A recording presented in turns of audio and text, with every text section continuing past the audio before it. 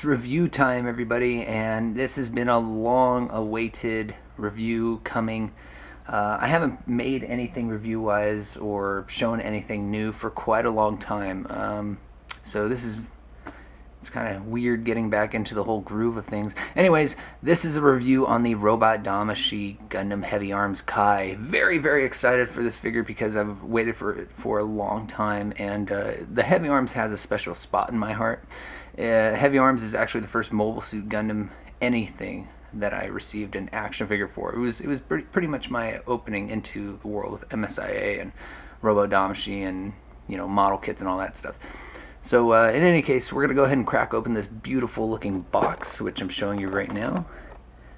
It's number 142 actually. And it says Gundam Heavyarms Custom actually. Why did I say Kai? Oh, probably because I'm so used to seeing the Endless Waltz version. But anyways, I'm very happy that they're going with this version. So this is number 142, and right there you can see some of the back art of the package. Not bad at all.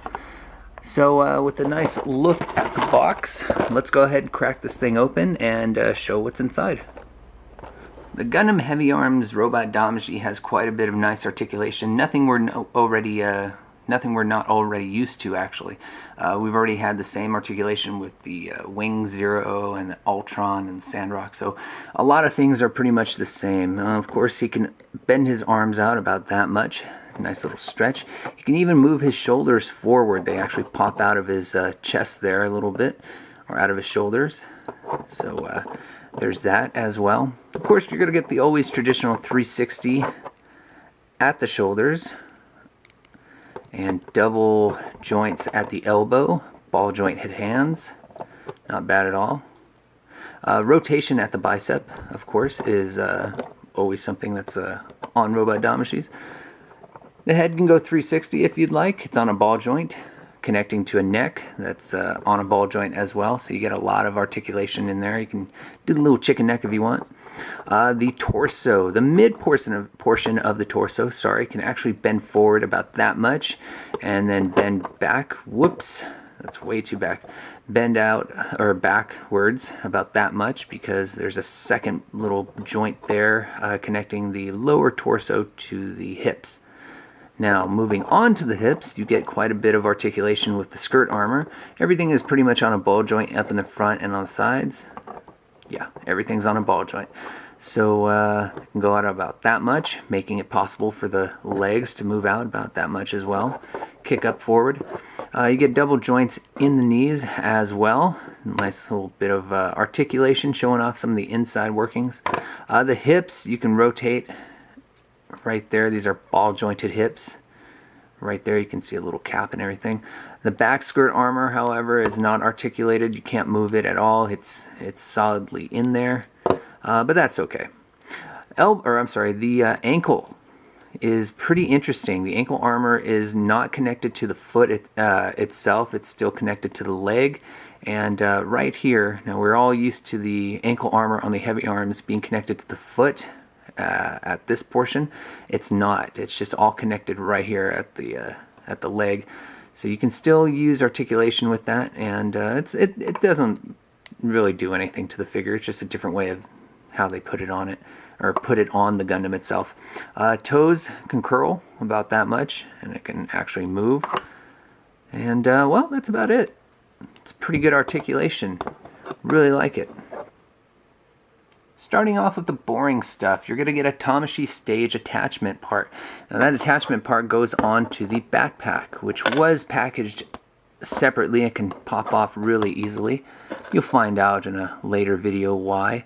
Anyways, it's well hidden for the Damashii attachment portion of the figure. Just fits in there like so, and there you go.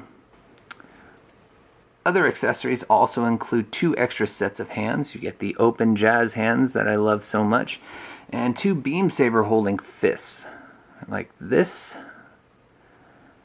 Yeah, I wonder what those are used for. Anyways, other parts include 2 attachment parts for the backpack to attach, well, the 2 extra machine guns you get. Yes, you get not 1 double barrel machine gun, but 2 two of them. Very, very cool.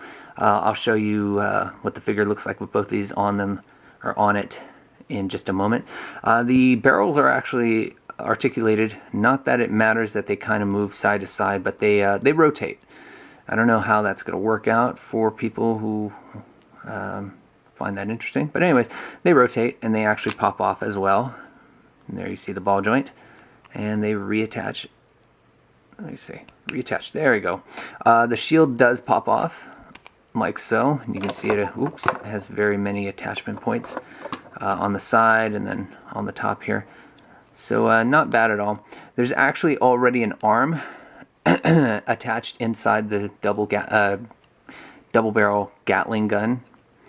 But I'll show you all that when I attach the shield or guns to the figure itself. God, I haven't done this in so long, so now I'm stuttering over and over again. Anyways, let's move on. Last accessory is, of course, this amazing looking Bowie style combat knife. We all remember the Heavyarms having a nice blade on its left arm. Sorry, no, right arm. And this one can actually be switched left to right. It's not too difficult. Has an attachment peg right there, and the Gundam has pegs right there and right there. So you can actually attach it right there or on the left or the right arm, and I believe you can attach it, you could attach it probably to the side, but that would just look silly.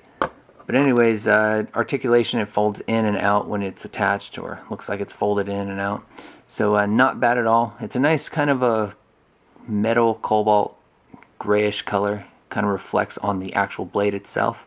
So it's very, very nice indeed. Now let me go ahead and attach these two double barrel Gatling guns onto the Gundam, and I'll also show you how that works. So as you can tell, the Heavyarms is missing an arm, and that's because these four arms can be removed by popping them in and out of their peg holes. Arm does the same thing. It doesn't hinder at all the articulation. You just simply pop it off, and it's not difficult at all. So you grab the correct Gatling that it goes to, whichever arm, and it's pretty simple. You pop it in. Let me see if I can do it on camera. Is that in there? Oh, the arm actually came off too. Nope, ball jointed. There we go. So yeah, now it's all plugged in. And before I actually put the second Gatling gun on, let's go ahead and put the combat knife on to make it look like the traditional custom Heavyarms.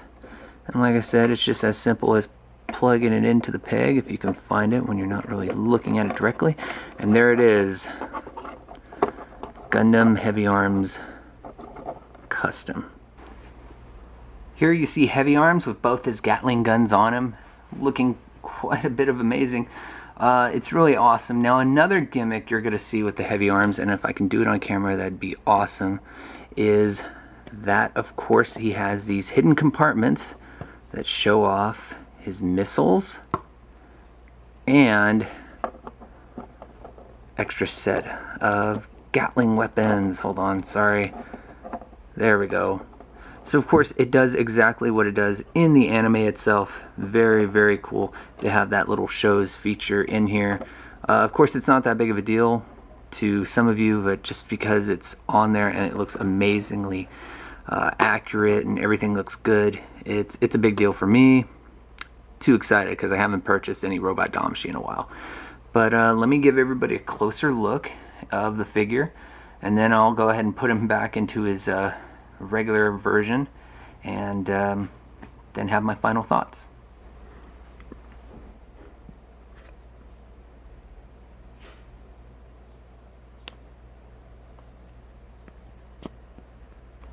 And one quick look up and down at the Gundam Heavyarms. Let me close these compartments. The Gundam Heavyarms with all his compartments closed now. And there you go. Now if you're worried about how to store these Gatlings, don't worry. They actually do attach from the forearms that are already on there themselves. Now I showed you these little attachments right here. These are for the backpack when you're putting the Gatlings away on the back of the mobile suit. If we can go ahead and just take the backpack off, because it'd just be much easier. Yeah, Look at the wall, heavy arms. Anyways, let me see if I got the right. I think I got the wrong one. There we go. So go ahead and do a little attachment like so. Push it into the peg hole that is already inside the backpack, and then you go ahead and attach the heavy arms on its side, or the Gatling guns on the side. Yeah, very cool. And then of course you fix the little bit of articulation that goes along with the thrusters. They're in there with ball joints. I don't know if I pointed that out. And that's it. So you can do this for both Gatling guns. It's very, very cool. I'm gonna go ahead and put it back on now. Yeah, now he's ready to go walk away and do whatever needs to be done. Yeah. Anyways, let's go ahead and move into final thoughts. Alright, so I've gone ahead and put the heavy arms back into his more traditional look from the show itself. Anyways, it is now time for those final thoughts that I always do. And this one's really, really perfect, as close to perfect as can be. Let's of course go with the pros because there are so many of them first. Paint is absolutely amazing on this figure. Usually on first runs, there's some paint smudges here and there. This figure absolutely has none whatsoever. I'm really happy about that. The color also is phenomenal with what they chose. The figure could have been looking a little bit, I don't know, uglier or something like that. If that matters to any of you, if they chose the wrong shade of red or orange and yellow, it just could have been a lot worse. Also, a really great thing is the extra set of Gatling guns that you get. Too close to the screen. There you go. The extra set of Gatling guns. Or extra set you get. I don't know. Anyways, you get an extra gun. There. Set it that way. Really, really happy that you can do that because it wasn't featured in the show, but it's just a nice little cool thing to do. I'm sure we all thought of doing that, or we did do that with the MSIA versions, and that's pretty much it. Articulation was perfect as well. Like I said, nothing too different from what we're already used to in the Wing Zero, Sandrock, and all that other stuff. On top of that, it's a well-rounded suit. It looks exactly like it does from the show, but at the same time, it has a little bit of an update to it. It's not too different, but it's well sculpted and everything to not make it look boxy or anything like that the series kind of portrayed it to be. And so that's really a cool thing too. That's pretty much it. I mean, I know I said there's a lot of pros, but I mean, it's just perfect all around. Now there are a few cons that I have to pull out just to, you know, be fair, and it's nothing that came with the figure in general. It's just something that's going to happen over time, and that's natural for this figure to have it happen to it. And it happened with the MSIA version, and I'm hoping you guys are kind of knowing what I'm talking about. And it's paint wear. Now, if the paint wears on the figure from opening up the chest plates too many times, that's going to be such a downer for me. And it was always around the chest area that the paint would wear off and show the ugly grayness of the figure. So that's really the only con I have for this figure. Everything else is really amazing. The price isn't too high. I've started buying from Ami again, which is really awesome, and they're a great site. I was fortunate enough to buy from them, I should say, because as soon as this figure went up, it just sold out for the pre-orders right away. Thankfully, they got new shipments or new pre-orders up, and I made my order right away. So anyways, a fair price, really great figure overall, and this just makes number 4 and to go for the whole Gundam Wing set. So one more figure to go, and that's the Gundam Death Scythe Hell, and that's already been shown and announced, so I'm really excited to complete the whole set.